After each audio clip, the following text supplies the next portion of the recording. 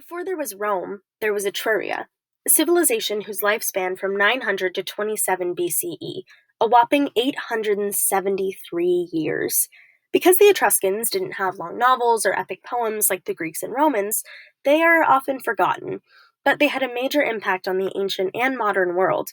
For example, we get the word Tuscany from Etruscan, and the Tyrrhenian Sea comes from the Greek word for Etruria, Tyrrhenia. The Etruscan civilization grew out of a number of independent chiefdoms which came together by a combination of common interest and conquest to form a united government. The Etruscans would eventually hold the majority of the territory on the Italian peninsula and had extensive trade connections throughout the Mediterranean, with Greece, Egypt, Phoenicia, perhaps even France and Spain.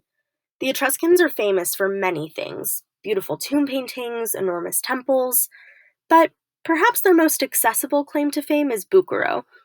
This pottery is distinct because of its glossy black appearance, which was achieved with no painting whatsoever.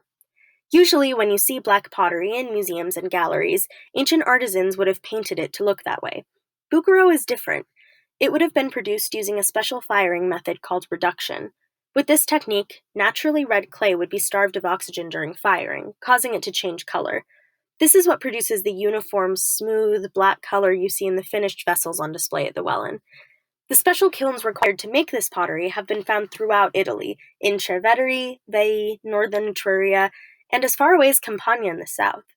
Because of Bouguereau's stunning, glossy appearance after firing, it was very rarely decorated, except with incised designs like lines and leaf patterns. While this type of pottery originated in Italy, its various forms were inspired by pottery from the whole Mediterranean.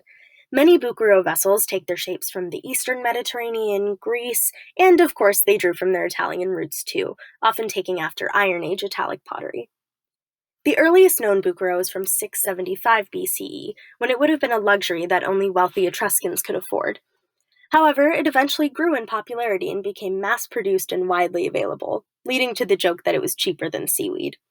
Bouguereau was so popular, in fact, that one uniquely Etruscan Bouguereau vessel, a two-handled wine cup called a cantharos, became one of the Greek god Dionysus's most notable attributes.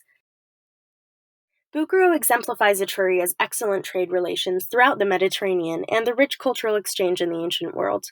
We invite you to explore our extensive collection of ancient pottery during your next visit to the Wellin, and in the meantime, check it out on our website, hamilton.edu/Wellin.